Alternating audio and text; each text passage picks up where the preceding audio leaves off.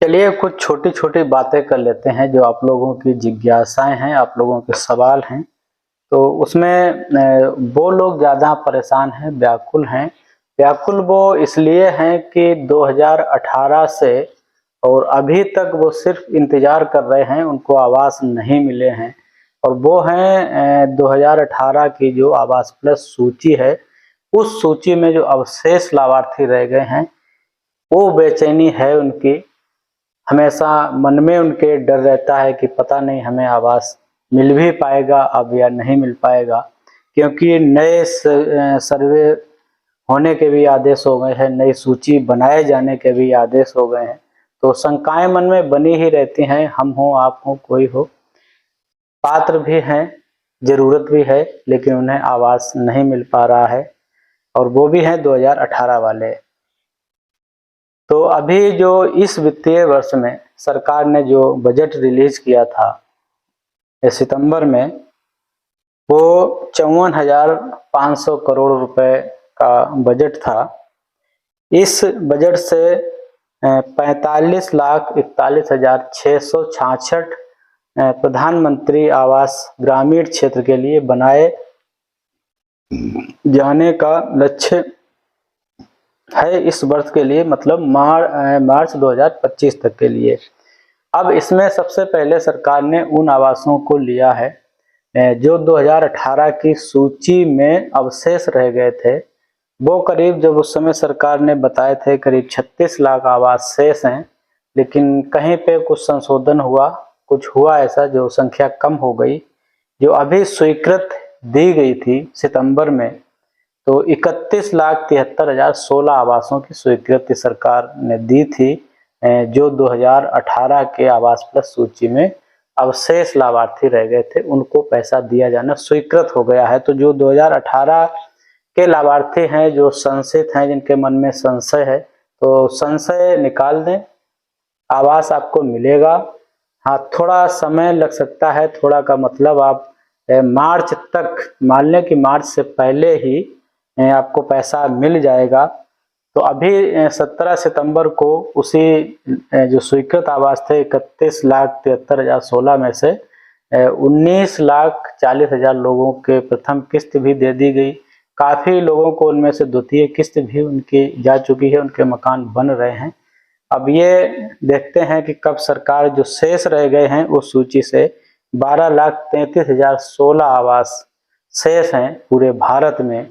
प्रधानमंत्री आवास योजना ग्रामीण का मतलब है पूरा देश, किसी भी राज्य में है तो हर जगह थोड़े थोड़े बाकी हैं।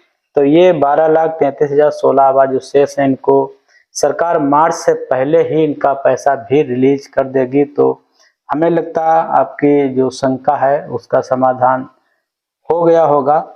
और कभी कभी आप लोग इस तरह से प्रश्न कर देते हैं, तो मैं वही कहूँगा कि आप वीडियो को पूरा देख लिया करिए। वीडियो पूरा देखते नहीं हैं, बात को ठीक से समझते नहीं हैं और आप प्रश्न करते हैं। तो जब पूरी पूरी बात नहीं समझेंगे तब तक समझ में भी नहीं आएगा कि क्या बताया था हमने।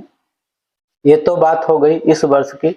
अब इसी वर्ष में जो नया लक्ष्य भी शामिल किया जाना है, उस लक्ष्य में जो आवास जोड़े जाएंगे नई सूची से, वो 13,68,000 आवास करीब होंगे, जिनका अभी सर्वे होना है। उसी सूची से, सर्वे सूची से जो 2024 की आवास प्लस सूची बनेगी, 2018 में ही उसे जोड़ा जाएगा। तो उस सूची से ये नाम हटाए जाएंगे। अब देखते हैं कौन लोग वहां तक पहुंचते हैं, किसका नाम आता है। इसके बाद में अगर हम बात करें सरकार की पूरी पंचवर्षीय योजना की, जो सरकार ने कहा है कि हम 2028-29 तक, जब तक हमारी सरकार है, हम 3 करोड़ आवास बनाएंगे। इन 3 करोड़ में 1 करोड़ आवास शहरी क्षेत्र में बनने हैं, 2 करोड़ आवास ग्रामीण क्षेत्र में बनने हैं। 2 करोड़ आवास में से जो सरकार ने इस वर्ष स्वीकृत कर दिए हैं अवशेष सूची वाले, और साथ ही साथ में जो 45,41,666 का जो बजट रिलीज किया है, उस बजट के सापेक्ष 13,68,600 नई सूची से स्वीकृत होने हैं। अगर इनको हम टोटल घटा दें तो 4 साल हमारे पास बचेंगे, 2025-26 से लेके और 28-29 तक। उसी दौरान बीच में जो आवास दिए जाने हैं। करीब 1,65,00,000 आवास दिए जाएंगे 4 साल में। तो वही 40 लाख के ऊपर आवास का औसत सरकार का चलता रहता है कि हर वर्ष उतने ही आवास दिए जाते हैं। तो इसी में जो सर्वे सूची निकल के आएगी, हर साल हर ग्राम पंचायत में 20 से 25 आवास दिए जाएंगे। हो सकता है कहीं पे 5 ही लाभार्थी निकलें, कहीं पे 50 निकल जाएं, वो अलग बात है। तो यहाँ पे इस वीडियो में केवल हमें उन लोगों की शंका का समाधान करना था कि जिनका लग रहा था कि 2018 में हमारा नाम था, अभी भी हमारा नाम है, लेकिन अभी तक हमको पैसा नहीं मिल पाया, हमें आवास नहीं मिल पाया। तो आवास आपको जरूर मिलेगा। जो सर्वे सूची नई बनेगी उसमें पात्रता की अगर बात की जाए, काफी लोग प्रश्न करते रहते हैं कि कौन लोग पात्र हैं। तो सबसे पहले पात्रता यही है कि आपके पास कहीं भी कोई पक्का मकान नहीं होना चाहिए। आपकी जो वार्षिक इनकम है वो 2 लाख रुपए से कम होनी चाहिए। मोटरसाइकिल वाले पात्र हालांकि हो गए हैं, और 15,000 महीने की इनकम वाले भी पात्र इसमें कर दिए गए हैं। और जो लोग इनकम टैक्स देते हैं, आयकर का भुगतान करते हैं, उनके परिवार में कोई सर्विस कर रहा है, वो लोग हैं। 4 पहिया वाहन वाले लोग हैं। तो इस तरह के लोग हैं, वो अपात्र हैं इस सूची में। जो सर्वे सूची बनेगी उसमें अपात्र होंगे। ऐसे लोगों को आवास नहीं दिया जाएगा। जब भी सर्वे हो तो आप इस बात को देख लीजिएगा कि अपात्र लोग भी सम्मिलित किए जाते हैं, लेकिन उन्हें बाद में छांट दिया जाता है। सरकार के अपने नियम होते हैं, तो उस नियमों के तहत आप आवास के हकदार बनेंगे। वीडियो को हमारे लाइक करिएगा, चैनल को सब्सक्राइब जरूर कर लीजिएगा, लोगों तक जानकारी के लिए से शेयर भी करिएगा।